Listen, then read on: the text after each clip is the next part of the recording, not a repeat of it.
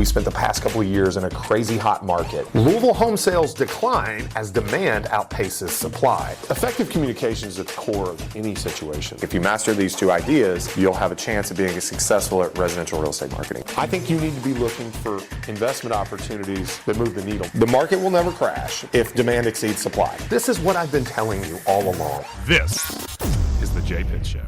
And we're back, folks. Welcome back to the Jay Pitts Show here on Talk Radio 1080. I'm your host, Jay Pitts, here with Ryan Harris. Ryan, what's up, sir? Excited to do this episode, a little different one, Q&A. Yeah. We always do a little Q&A. I ask you most of the questions, you ask me some, and then we get off topic and take too long and try to reel it in and finish on time. But this one is straight Q&A today. So what's going to be happening is Jay posted on his Instagram story. So Jay has... a little plug for him, about 10,000 followers on Instagram. He's a pretty big name in the real estate world and has a lot of agents that do follow him for educational content, maybe to copy what he's doing on social media or with the team. But I think Jay's cool with that. And, what is it? Copying, it's a sincerest form of or whatever. I don't know. Yeah, imitation is the sincerest form of flattery. I think is how the saying goes. Yeah, has a lot of followers. And most are real estate agents. Some aren't, but he posted on there asking for some questions from some real estate agents, and I believe he got some good ones. Yeah. And I'll start out asking some of the ones I thought were the most interesting, if that's cool with you, Jay. Sure, go ahead. Anything you want to talk about before we get going with this? No, I don't think so. I think this is good. Q&A, ask me anything, AMA, whatever you want to call it. I think is always a fun time. Yeah. All right. Let's jump into it. So I like this question a lot, and I think it's something a lot of real estate agents find themselves struggling with. But how do you get rid of the feeling of always needing to be doing something? So what I think this agent meant by this question is you're busy a lot of the times, but there are random days for an agent, like maybe it's a random Tuesday where you don't have a ton that you have to do and you can kind of just take it easy that day, but you find yourself feeling like you should be working because the rest of the world is. Yeah. So, I have an answer to it, but I'd be interested to hear what you say first. Okay, so with this career, you are constantly demanded to spend time outside of what W-2 9-to-5 folks would call, work hours. Like you are going to take calls at 10 p.m. You're going to get pressed during your kids' soccer games. You're going to get asked to do things at times that you'd rather not be doing them. So you kind of have to protect your mental sanity and well-being by taking time when you need it. Here's how I do it. I try the best I can, and that's not a word that I love, but I recognize that it's not going to be perfect.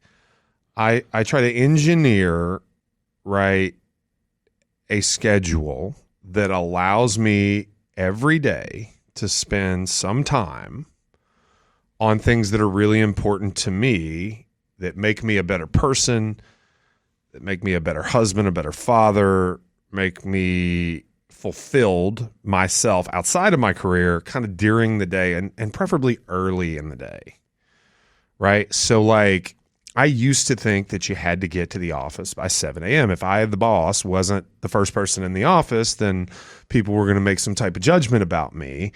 And I had to have this perception that I outworked everybody. That is really challenging to maintain. You can find success when you work all the time. You can find success pretty quickly when you work all the time, but you're spreading other areas of your life thin. You're asking for concessions from other areas of your life that you'd rather not concede. Okay. Not everybody starts at 25 when like I did, or even younger, like when you did, right? And you don't have a wife and don't have kids and don't have soccer games and don't have, school parent-teacher conferences and things like that, right? So you can make a lot of sacrifices. I've said often, my wife and I were both very career-focused before kids. We both had offices downtown. We would work until 7 p.m., meet for a drink, have dinner, and go home. And that was cool for us. It's not anymore. And so now what I do is I get up in the morning early before my kids get up. I have some me time. That could be work. That could be reading. That could be podcasts. That could be drinking a cup of coffee in silence. Okay. Then I get my kids up. I start the day with them. I take them to school. Then I go to the gym. I get that done first thing before I go to the office. I come home. I get ready because the gym shower is disgusting. So I take another hour to drive home, shower, and get ready to go back to the office. And I'm there mid-morning. Right? Something I conceded. Now, if I need to schedule an appointment at 8:30, I'd do it. Okay, but that's how you protect yourself, right? Is you carve out time for you.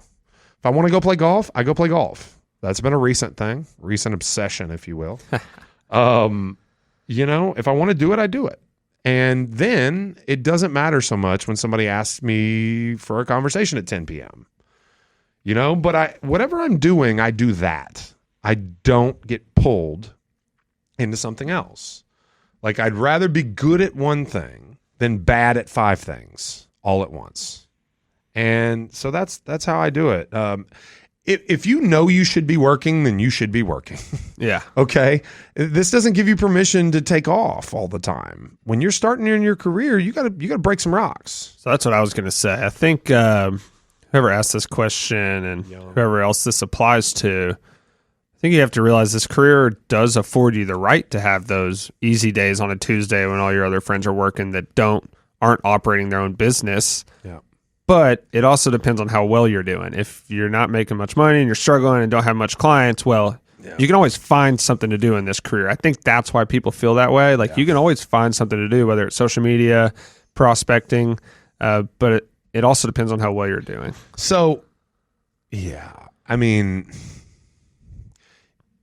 it doesn't need to be easy. That's I think the first thing. We should just take easy out of the equation, because that's not what you're looking for. You're not looking for an easy day. You're not looking for hard days. You're looking for complete days. Yeah. Complete days include some time for you, some time for your career, some time for your family, some time for everything, right? That's what a complete day is, right? And maybe that's mincing words, but I'm just not somebody looking for an easy day because they need one is probably going to fail. I'm laughing over here. Jay's probably wondering what the heck I'm laughing at and smiling at, but I feel like such a dad right now. In my days, I don't have a lot going on, or if I have a day that's maybe just working on listing paperwork and I finish it early, yeah, I enjoy going out with the weather the way it is right now, working in the yard. Dude, that's cool.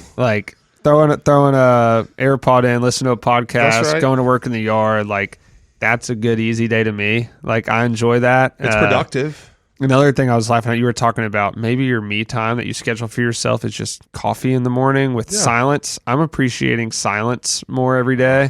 My wife and I will eat dinner with no TV on now at night after putting our son down and just sit there and eat and talk a little bit, and it's quiet. Yeah. It's pretty magical. So wait till there's more than one of them and they scream and yell. I mean, it's a thing. Silence is magic.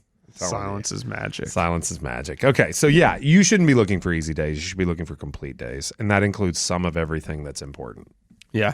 I don't know if we have enough time to jump to another question to finish it, so I have a little side question here based off what we were just talking about. As an agent, you always want to find something to do or feel like you can. Now, a lot of that empty time could be filled with social media stuff or filming content. How do you look at filming content? I know you're a little different, but for me, I find it best now if I choose a couple of days of the week or one day of the week where I take a few hours and just do it all. I film it all then. Yeah, I think that works. We have a hard time. Hannah would tell you we schedule and then it never happens. We've found that most of my stuff has to be candid. So you may have seen Hannah ambushes me with questions, and that's a good video for us. And this whole show is pretty much candid for you, except for the restaurant thing so far. It is very candid. Ryan does all the prep, and I show up and talk. I think that's how it works best, though. Well, it's how I work best. I can tell you that, but it requires a certain command for the subject matter, which I've got a lot of experience, and so when you ask me a real estate question, it's not hard for me to come up with an answer. Mm-hmm.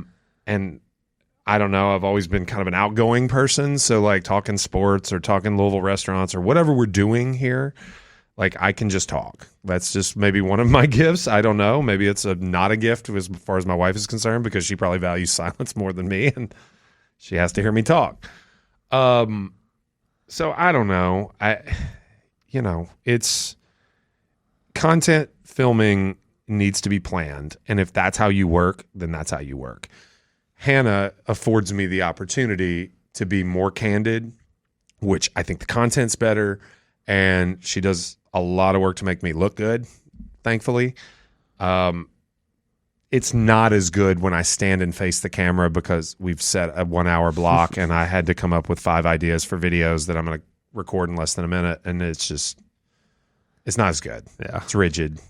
Yeah. I tell you how I've started looking at social media videos lately, but I might have to do it after the break. So we're out of time for this first segment. Let's cut to a couple ad sponsors, and we'll be right back on the Jay Pitts Show, Talk Radio 1080, Real News, Real Talk. We'll see you in a sec.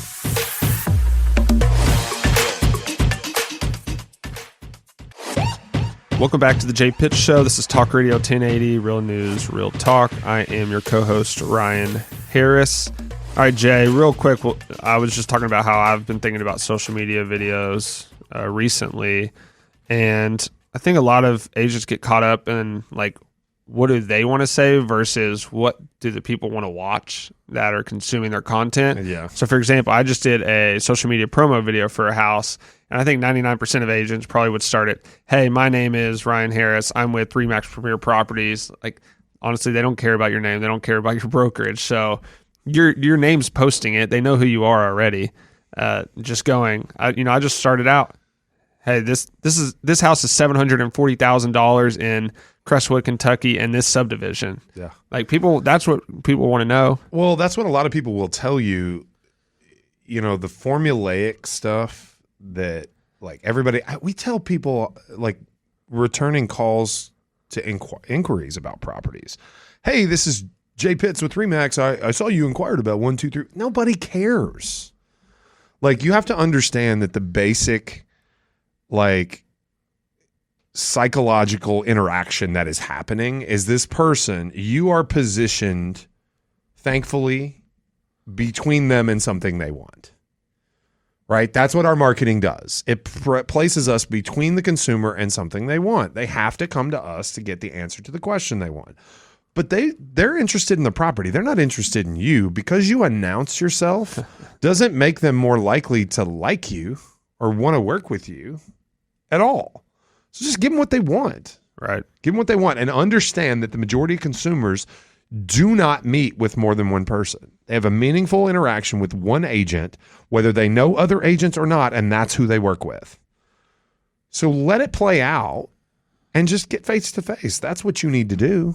Yeah. It's almost impossible to make an impression on the phone that's good enough for somebody to remember you. Like, the whole goal is to get in front of somebody. That's it. And that's when you make your impression. Yeah, no, I fully agree. I think you're doing smart work by focusing on the property in the property promo video. Like, people make it about the wrong thing. Absolutely. All right, I have a few more questions here of this Q&A. Do you want to pull some up that you have? Yeah, so I like this one. Okay, this is a good one from a very close friend. I don't want to give them. I don't want to put them out there, for the question, but I don't know. It's somebody who's been in the business a long time and been very successful. And they say, how do you stay motivated or prevent burnout after you've been on the go for more than a decade?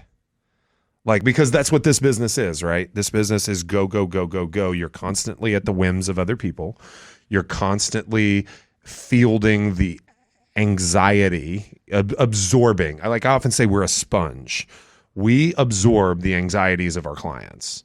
And it is the most anxious process that you see. And again, okay, first world problems, right? Buying a more expensive home is a first world problem. But people get lost in it, and they do exude a lot of anxiety. They put it out in the world. And you become the sounding board as the agent. You're compensated well to do it, and you absorb all of their anxiety, all their fear, all their insecurity, all the negativity, right, in this very happy process that usually ends very nicely. But you see the worst in people through throughout this process. So what do you do? And I have a very clear-cut answer to this question. Consistently and constantly evolve. Like, don't, just because you're really good at representing buyers doesn't mean that you should only represent buyers. You're always moving. How you stay engaged with anything is grow and adapt and evolve. Okay? Become more efficient. Hire someone, mentor someone, add staff, like grow your business, narrow your business. Like whatever you do, if everything we used to call the spray and pray method, right? Like you just like your marketing's everywhere, you're just taking anything. If you've done that for 10 years and you're exhausted, like get narrow. Yeah. Right. If you've been narrow and the niche that you've pursued is not as profitable as you'd like, or you think it's run its course, well, open up another niche. Right. If you've never had an assistant, hire an assistant. If you've had buyer's agents, the entire time you've been in the real estate business, get rid of that model and go luxury independent. Like grow and evolve. And it doesn't even have to be that drastic. Add another lead source. Yeah. And if I can chime in here, I don't even think you don't even have to evolve in the real estate space to stay motivated. Like evolve we've personally. talked about this before, but it could be your health, fitness, maybe go learn something new. If you're evolving in one Play place golf. of your Pick up life. golf. Yeah. Well, I think it's just like as simple as if you're trying to evolve in one place in your life, you're naturally going to want to evolve or do well in the professional part of your life or another part of your life. Like you don't just have to evolve in real estate to stay motivated. So I'll take me for example. Okay. We've talked about it. I've gotten into golf. Like I've always played some golf. I've never really played though. I've never played once a week for a couple of months like I have the last few months. And so that's exciting. When I get a free moment, I want to find a way to go to the range or play 9 holes, right? Like that's exciting. Well, before that, about 2.5 years, I've been going to the gym pretty obsessively, right? Like maybe obsessive is not the right word, but 5 days a week probably. Well, I felt when I pivoted some interest and before, like if I found a moment on a Saturday, I'd go a 6th day. Nice. Okay. Now I want to play golf instead of going to the gym a 6th time. Yeah. And so it's competing for my interest, these two things. I still want to go to the gym. I still want to be a good dad. I still want to be a good real estate broker. I want to be a good golfer. It's okay for something else to compete for your interest. Just don't give up on the thing that was important to you because you have to be so binary in your thinking. Like you don't have to be a good real estate agent or a good dad. You can be both. You can be a real estate agent, a good real estate agent, a good dad, a good golfer, and go to the gym. Yeah. You can do all those things. Absolutely. And that's just growth. Evolution is understanding that there doesn't have to be one primary. Yeah. And, Jay's not saying this like it's an easy thing to do. Like, it's not easy. It's not easy. It's simple. Simple, not easy. But like it's going to take time to figure it out. Mm-hmm. And you don't have to evolve at everything that you enjoy in your life at once. Just pick one thing and, focus on getting better at that. And then it's just going to naturally, like we said, lead into other parts of your life. Yeah. Growth in all ways, always and always. Who said that? Growth always in all ways. Zero idea. Ryan Serhan. Okay. I'll give him credit for one good thing. Yeah. No, I think Zero he's okay. idea. I think he's okay. All right. That was a good one. I really enjoyed that question. Let's see. Yeah, it was similar to another one that just about the stress of being an agent, which I think is basically exactly what that person was asking. I was hoping your wife Jen was gonna put a question in there. She didn't that I can tell, but she has a very busy morning. It's my now 4-year-old's birthday. And we're actually going to the Science Center, the Louisville Science Center, right when we wrap here. So we're getting the kids. I remember that. Doing that all was that. always a field trip as an E-Town Independence. For sure. Yeah. He loves it. That's the one place he asked. I've got another question. Let's see. Thoughts on home values this spring? Up year over year, flat, maybe slightly down. What's the question? What is the idea there? Okay, so I'm going to be real quick with that. I think up. Yeah. Home values are up. We talked on a prior episode about the impact that maybe war efforts may have on that. I think prices are up. Inventory is still too low. Demand is too high. Prices are going to go up. I got another one. Thoughts on NAR's decision to reverse course on buyer agent commissions, an opinion of what it means that major real estate brands have decided to settle the lawsuit with the class action suit essentially on buyer agent representation. So if you're not familiar, we got about 2 minutes here, so this will probably take up the rest of the time. There were some people that felt that they had been misled by the real estate industry and the supposed claim that buyers agents don't pay their realtor. Real estate commissions are folded into the price, negotiated with the seller, offered via the MLS. Anywhere Real Estate, RE/MAX, there are a company that we are affiliated with, have decided to settle the lawsuit. Multiple millions of dollars are paid to the plaintiffs, most of which is going to the class action attorneys. Can't speak about this without getting that in, but which is a shame, but whatever. Here's the thing. Commissions are completely negotiable. There are agents that are bad at explaining how commissions are paid. There are agents that probably said, you don't pay me, the seller pays me. Well, how do you represent me if I don't pay you? How do you represent my interests if I don't pay you? If someone else is compensating you, then you're going to work for their best interests. Okay, that's a big problem.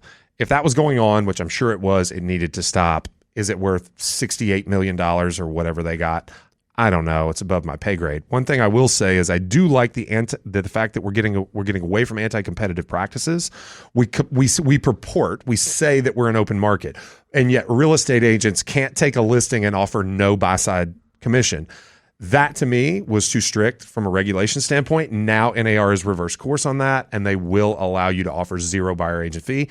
Now look, you'd be dumb to do it, but you should be able to make that choice. Large companies have pretty much, like RE/MAX, have pretty much doubled down and said, these have always been our policies. And that's true. So the individual actors that, I think it was unfair that RE/MAX and Anywhere and Keller Williams got lumped into this lawsuit. The lawsuit against NAR was dropped, which was the real one that could have changed the industry.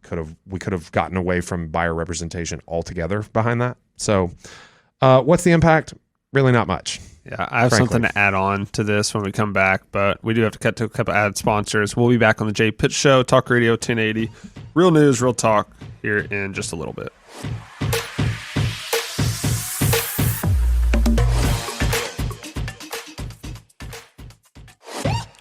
Welcome back to the Jay Pitts Show, Talk Radio 1080, Real News, Real Talk. I'm your co-host, Ryan Harris.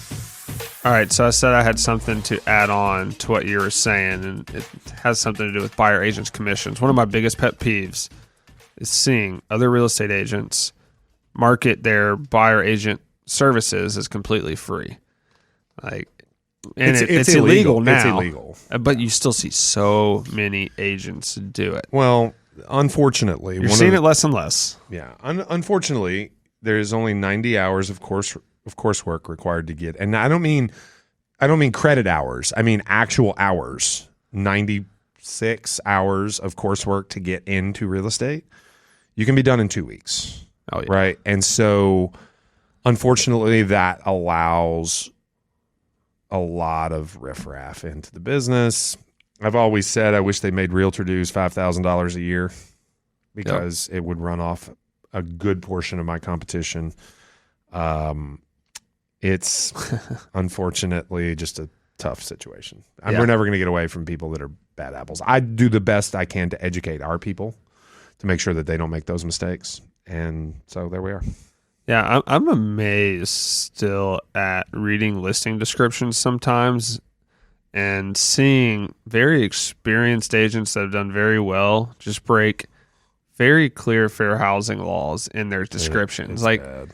The amount of agents I see mention something about walking school distance or a family, it's insane. And if you're listening to this, you might not realize, but that's against fair housing laws. You can't say anything about a church, a school, walking. A great family neighborhood. What is it? What is a great? So it's not good for singles? That could be a good clip for social media, going through different listing descriptions, not putting the address. You don't want to put agents on blast like that. Take the names off. You could take 30 random descriptions and seeing how many of them break fair housing rules. It would be a good marketing piece to pull and anonymize, but pull fair housing violations in marketing and do a slideshow clip video of who you work with matters at the end of it. Giving you ideas, Jay. Dude, I'm telling you. Anna, we got that? Got that down. All right. Cool. I got a question here. This agent had, Jay, said, I'm 22 and just got my real estate license. I'm having a hard time deciding what brokerage to choose. Do you have any advice? I think we could also, I don't know if this person's considering a team and brokerage or I can speak to both. how they're thinking that, but if you're 22 and you just got your license, I will just say you probably should join a team. There are caveats to that. Do you have a lot? I won't make assumptions. If you have a lot of financial resources, that could change things because if you have a lot of financial resources, you can make use of marketing tactics that are typically available to only, more experienced, well-funded kind of people. You could, you can go longer without compensation, right? To allow the cake, so to speak, to bake a little longer. Basically, there are exceptions, but the majority of people that are coming from some sort of more steady pay or, just at a bare minimum, no experience in real estate on how to convert, how to find leads, how to find opportunities and convert them into, dollars that will support your life because everyone has those needs. Teams are the fastest way to success. I would say not all of them. Not every team. There are bad teams.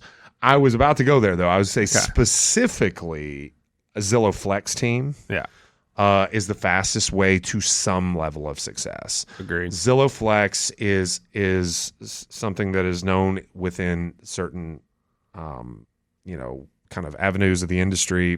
A lot of industry professionals won't even know what that means. But, Zillow is a brokerage now. And has been for some time, so they can get paid referral fees. They get paid referral fees instead of upfront fees for the leads that they provide from the home shoppers that go on their website. There is a captive network of agents in any particular market that has this. Not all markets, it's not even available. So, for example, Elizabethtown doesn't really have flex teams. It's Louisville teams that service some Elizabethtown business. But we are a Zillow Flex team in Louisville. We were the first in the state of Kentucky. We were the first in Louisville. There are only 5, 3 of which are in our brokerage. And these are the best of the best opportunities. These are the most bottom of funnel, qualified, ready to purchase people, mostly on the buy side. So what happens? A team leader like myself doesn't have the opportunity or time to service all of those leads. So they get distributed to our team agents. Those team agents show a lot of houses. They learn on the fly. They have a lot of real world real estate experience very quickly in their career, and they convert on average about 1 out of 10 of those opportunities to a closed transaction with dollars in your pocket. So here's the thing. You're trying, when you get in the business, to essentially, figuratively speaking, beg, borrow, and steal to get to year 5. Mm-hmm. When you get to year 5, you go from an 87% failure rate prior to an 87% success rate after. Awesome. If that makes sense. Mm-hmm. So 13 out of every 100 real estate agents make it to 5 years. Well, so the inverse is true after 5 years. 87% that in your class, so to speak, makes it throughout their career. So that's what you're looking for. Why does that happen? It's because your year 1 clients become repeat clients typically around year 6, and you tend to represent mostly buyers in the beginning. And that's one transaction side. When they come back to you, with an escalated home value. They tend to upgrade, and it's 2 transactions at that point. So you have about a 400% income increase per client on the repeat. Okay. So I have a couple things I want to say about this, but first, let's get down to the root of the question. What does an agent need to do to find that team that they want to join, though? What's their first step? I think you're looking for branding. It's very easy to spot. We're easy to find. So you go Google best teams, or you go to Zillow? I would Google Louisville real estate or Louisville realtors. A list is going to come up. They're typically ad placement, which Google is taken on this thing called local service ads, where you pay for placement, right? It's the contact card scroll at the top of your screen on mobile when you Google anything. Best restaurant near me, local realtor, You're going to find my list on there. Best barber, you know what I mean? Stuff like that. Like local businesses pay for placement on these lists. It's a very small amount. And it's more pay-per-click advertising. So like if you click me, I pay a little more, but whatever. So you're going to see who pays attention to their brand the most. That's what you want to do. So go to Zillow, do an agent search for Louisville, filter by most reviews, see who has the most reviews. That's the person paying attention to their business the most. Search for Google, who it's probably the same agent, if not in Louisville it is, because I'm both. I have most Zillow and most Google reviews in the city by far. Okay. So you're going to find us close to 1,000 Google reviews. You're going to find us over 700 Zillow reviews. Honestly, Zillow was the review engine for real estate until a few years ago, and then they've deprioritized it. So we stopped putting our energy there. We started putting it on Google. The person that pays the most attention to their brand is probably the person you need to talk to. There's usually maybe 3 or 4. If you don't like, if you're one of these people, I think it's a misnomer, frankly, that like, I don't want to be one of many. Like there's a reason there are many. Yeah. It's because they handle their business the right way. They treat their people the right way. You know, we got a lot of agents on our team. You know, for a team, we're big. But our people are successful. Yeah. So anyway, and then you got more questions. Like, what do you do to make your agent successful? That kind of thing. Yeah. So, okay, this agent, say they go to Zillow, find the team, a couple teams they want to reach out to.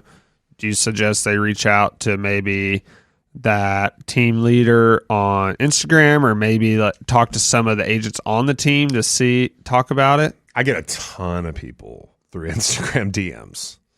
Tons. I mean, I could probably source 15 agents on our team to that.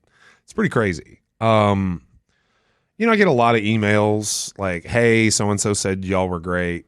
Hey, I saw you on Google. That kind of stuff, right? Email's fine. Go to the team lead first. You're going to get a good vibe. You're going to get a bad vibe. I wouldn't waste my time interviewing a bunch of agents on the team or trying to talk to people. I mean, if you know somebody that knows somebody, then yeah, make a phone call to your friend who knows me or knows another team leader like me. That's fine. Yeah. All right. So yeah, like I said, I have a couple things to say about this topic, and I'll try to do it quick. I think I have a good perspective of this. Whether you have the money coming in, I think you should always join a team. I know you said maybe you can't, but that doesn't teach you how to be an agent. I think I've talked about that on here before, but you have zero idea how to be an agent once you get your license. I mean, absolute zero. And let's be honest, some agents that even go to teams for a couple of years still have zero idea how to do things by themselves. True. So, and I think it should be a rule that you have to join a team for a certain amount of years or a certain amount of transactions. I think it'd be a great change to the industry. But I don't think you're ever going to see that. But yeah, I think you should join a team, learn how to be an agent. That way you can be a great one. Let me say real quick. Yeah. That's what the broker-agent relationship is intended to be. Yeah, but it's changed. Unfortunately, the industry prioritizes splits over anything, and so the broker's income has been cut. So service has been cut with it. Yeah, I mean, let's be honest. You can't do that with like some of these brokerage models now. You can't, and I'm not going to call any out, but yeah, no, you're right. I could. I'm probably not allowed to. We're going to cut to a couple ad sponsors. We'll be back for one more segment of the Jay Pitts Show, Talk Radio 1080, Real News, Real Talk.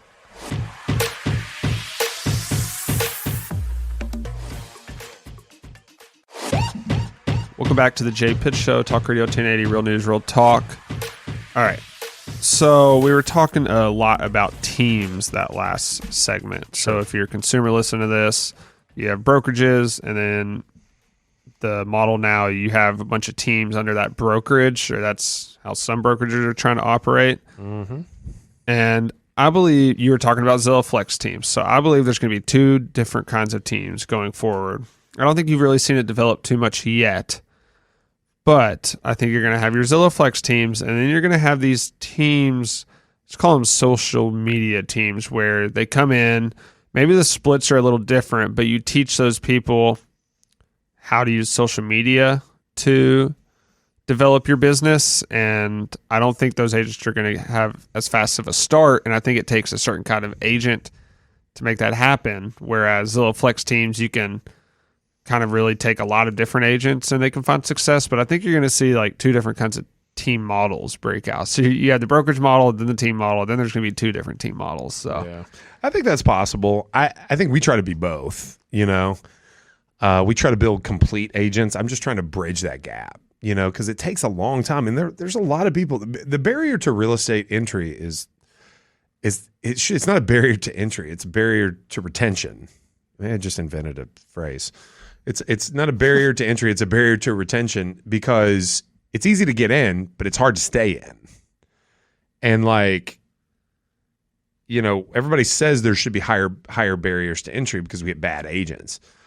But there's a lot of good people, a lot of talented people that based on circumstance that just can't withstand the amount of time it takes to really build a fruitful and successful business going forward. So I don't know. Yeah, there are very successful teams. It seems like to me the companies or teams that don't provide leads, or at least good leads, convertible leads. They're giving you the Facebook, forced registration where people scream at you or never answer. Those companies can be successful if they build really sticky culture, good culture, and that social media appearance, if you will, kind of draws a certain personality that wants to be that, keep up appearances and whatnot. There's a few of our competitors. I'm sure you're thinking of a few off the top of your head, probably the same ones I am, but those people don't sell a lot on average. These companies, I can think of one that has probably 50 to 75 more agents than us, sells less than us by a lot. Our productivity per agent is through the roof, but it's because we give good people leads that want to be good agents, and we give them mentorship. So they take this opportunity and go find a way to turn it into something. I don't know. I'm sure there's people listening to this right now man, I really want to know who they're talking about. Just people that aren't agents. Yeah. I mean, I think people that are agents probably know, but I'm sure it is what it is. Yeah. And hey, having a great brand is very important. Yeah, it is. It absolutely is. It just has to have substance.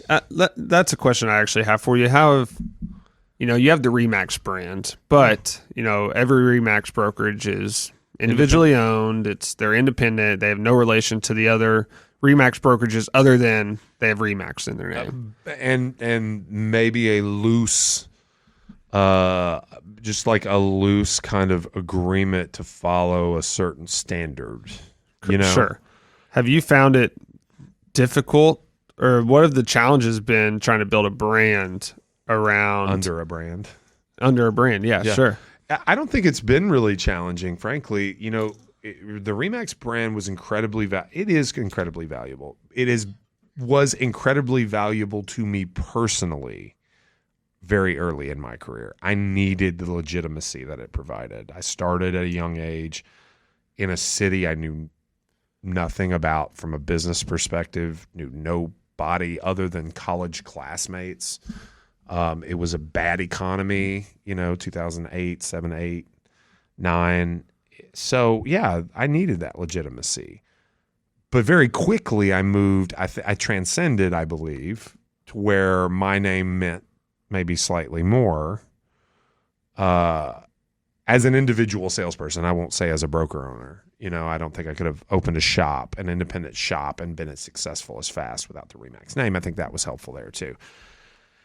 Remax is pretty hands-off. They give you brand standards. They're very serious about them. Don't misuse our logos and likenesses, and don't be an idiot, basically. But we're office of the year because we recruit a lot of agents. We sell a lot of homes. We do well. And so I don't get a lot of grief. Okay. I mean, the fact that J Pitts' name is equal size as Remax on a piece of advertising is not met with any animosity from them. In fact, they're just yeah, go for it. You got this. So that's pretty much where we're at with that. Did you know you were always going to be a broker? You wanted to be a broker at some point? So at first I wanted to own a mortgage company because I was in the mortgage business. And then I decided I didn't want to be in the mortgage business, but I still wanted to own a mortgage company. And you are in the mortgage business now. I am in the mortgage business now. So I became a real estate agent, and the first thing I wanted to do was just pay my bills because it was 2008 and I was scared. And then very quickly I started building a team and realized that I wanted to be a broker. And so I just didn't feel okay. So really, why did I want to be a broker? Number one, I had already started in property management, and I could not hold my own property management accounts without being a broker. That was one. Okay, so that's your residual income, if you will, contract income, repeatable, reliable income, which is nice to have when you're in a volatile industry, especially when you start in 2008 and you're thinking, okay, like, this is how it's going to be. Like, we don't know when we're going to get paid again, right? And so then I built a business that I couldn't handle all by myself. So I had to build a team, had to leverage. And I wasn't great at it at first, but I saw how necessary it was. And then I realized that the people that I was pouring myself into were going to leave at some point, right? It's just human nature, right? They need more to justify. We talked about it last segment. We talked about constantly kind of evolving, right? You start on a team, you evolve to an independent agent, you become a team lead from there, you start mentoring other people, you build your own. You're under a broker that you share a lot of philosophical similarities with, but like, you ultimately want to do it your way. And so why do I put myself in a position willingly to lose any and all benefit from the prior efforts and continued efforts that I would make if given the opportunity in this person's success and maturation? It just didn't make any sense. They say become a broker to get broker. Like, that's bull. I would never do that. I don't prescribe to these old, like, reductionist maxims. I'm not going to do that. Like, okay, you're not good at it. Fine. You're not me. I'll show you how. And I've proven it, right? Like, don't compete with your agents. That's what I used to hear. Don't be a broker that competes with I don't compete. We don't compete, right? No. Like, if you and I come up against the same piece of business, I back off, right? But you better. but the thing is, I'm a person that looks at things from kind of a place of abundance. So, like, I know that there's so much out there that I'm not tapping into already. So I just pivot, start, point my attention towards something else, hit the mark.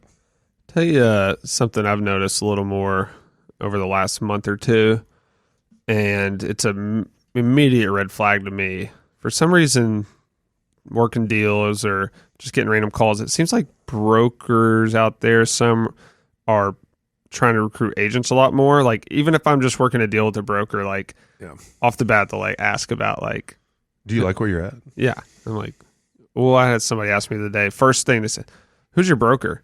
I said, well, why do you want to know that? Am I in trouble? And do you need a tattle on me? It was just a very bad, like, start to the whole interaction. Yeah. I've just noticed it more lately. It wasn't just that time. And I don't think you do that ever. Never. Yeah. Okay. So I think we'll end today's episode on this. We got about a minute and a half. This is really great. This changed my career as a broker. Okay. So I thought I had great relationships with agents. I had this great team, successful, great reputation as an agent. I thought when I opened an office that you build it, they will come, right? They didn't right away. I was a little confused, and I said to myself, okay, do people even know? Because I was Remax and now I'm still Remax, so maybe people don't know. So, surprisingly, a lot didn't know. Okay, so that first assertion was correct. So now I went about just making sure people knew. Hey, do you know that I own an office? Hey, Ryan, we've worked lots of deals together. Did you know that I own my office? Did you know that I'm a broker? No, Jay, I really didn't. Okay, fantastic. Well, I'll tell you what, we work well together. I'm just going to say this, okay, and you'll never hear from me ever again. If you're ever interested in making a move, I'd like to have a conversation. That's about the best way you can approach it directly, in my opinion. Okay, and then I had a lot of pleasant conversations, but no real results. So what I realized is agents don't leave good situations ever. you're not going to oversplit somebody and get them to leave a good situation. Like my guys, my people, right? They ain't leaving me because they can get a few extra points. They'll only leave neutral situations, and that's actually very rare. And they really only leave bad situations. So then I started asking people, are you in a good situation where you're at? Fantastic. I'm really happy about that for you. I tell you what, if that ever changes, I'd like to be the first call you make. And what that does is that confidence, that inspires people. Yeah. And I started getting calls left and right. Like, or people would just say right there in that conversation, hey, well, you know what, Jay? It's kind of rough. Can we talk? And I'm like, yeah, let's do it.